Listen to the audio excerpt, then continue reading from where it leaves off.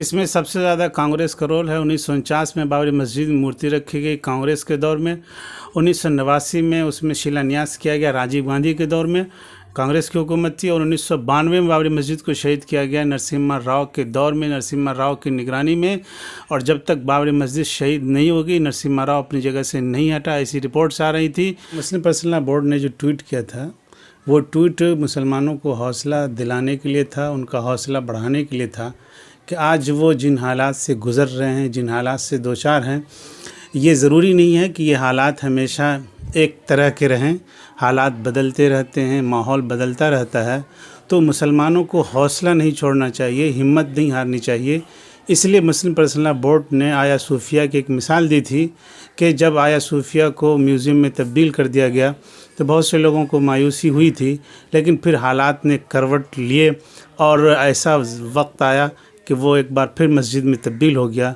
तो उम्मीद पर कहा जाता है कि दुनिया कायम है, और जो कौम हौसला खो देती है वो ज़िंदगी का मुकाबला नहीं कर सकती है, चैलेंजेस का सामना नहीं कर सकती है। तो मुस्लिम पर्सनल लॉ बोर्ड ने मुसलमानों का हौसला बढ़ाने के लिए, उनकी उम्मीद को बाकी रखने के लिए ये ट्वीट किया था।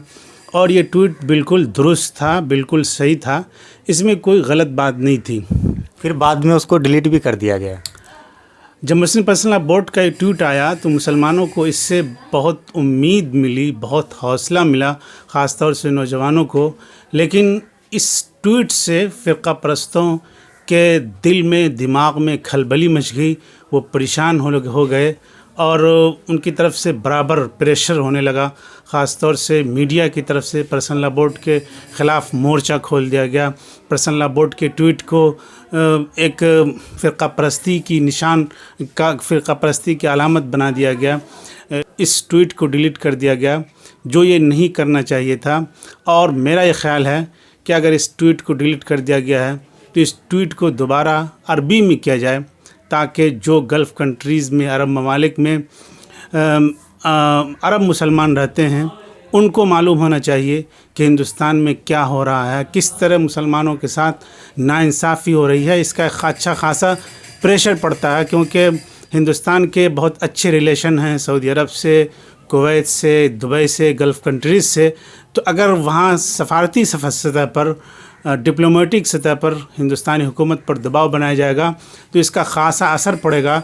इसलिए मैं समझता हूँ कि ये ट्वीट जो है अरबी में दोबारा होना चाहिए, ताकि जो सही सूरत हाल है पूरी दुनिया के मुसलमान उससे वाकिफ़ हो सकें और हिंदुस्तान पर डिप्लोमेटिक सतह पर एक प्रेशर बनाया जा सके।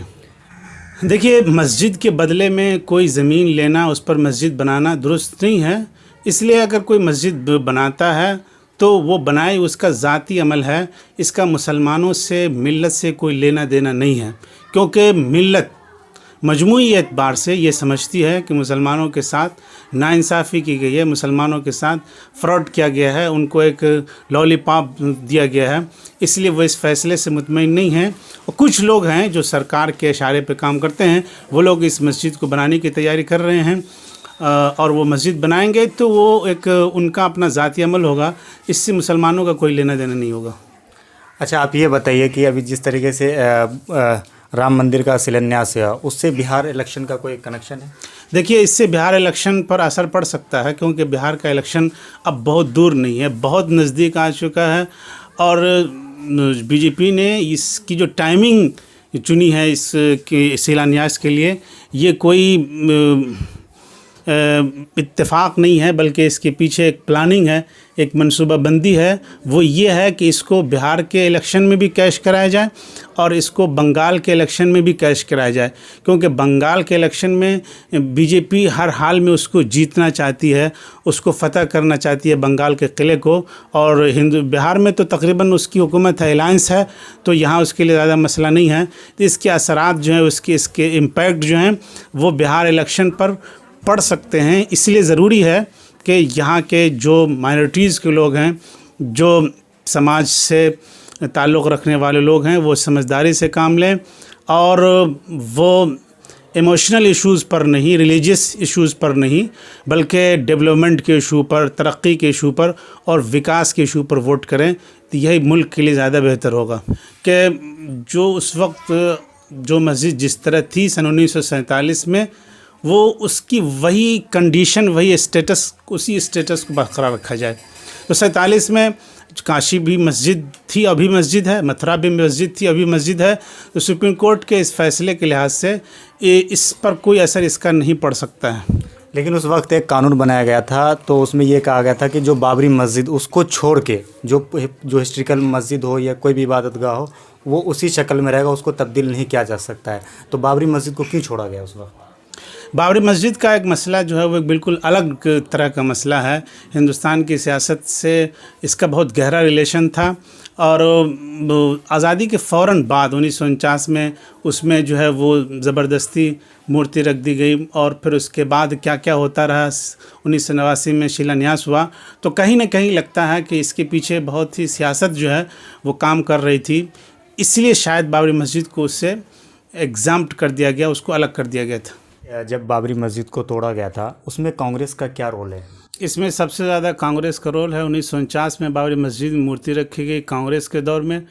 1989 में उसमें शिलान्यास किया गया राजीव गांधी के दौर में, कांग्रेस की हुकूमत थी। और 1992 में बाबरी मस्जिद को शहीद किया गया नरसिम्हा राव के दौर में, नरसिम्हा राव की निगरानी में।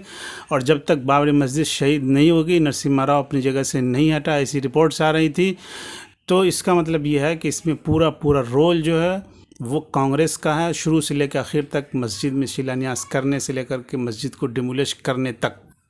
हाँ, जहाँ तक सेकुलर पार्टियों का सवाल है, तो जब बाबरी मस्जिद की जगह राम मंदिर बनाने का सवाल आया, तो किसी पार्टी ने इसके बारे में आवाज़ नहीं उठाई, चाहे वो मायावती हो, चाहे अखिलेश यादव हो, चाहे कोई और पार्टी हो।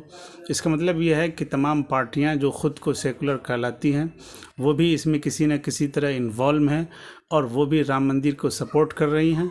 अगरचे वो सामने से नहीं कर रही, लेकिन पर्दे के पीछे से कर रही हैं। इसलिए ज़रूरत इस बात की है कि मुसलमान अपनी ताकत को पहचाने, ख़ास तौर से जो नौजवान हैं। मैं उनसे ये कहना चाहता हूँ कि वो सियासत में आगे बढ़ें, अपने कैडर्स बनाएं, अपनी यूनिटी बनाएं, अपनी मेजॉरिटी बनाएं, सियासत में अपनी पकड़ बनाएं, सियासत में आगे बढ़ें। इसके बगैर जो है वो मुसलमानों की तरक्की नहीं हो सकती है। ये बात अच्छी तरह समझ लेनी चाहिए।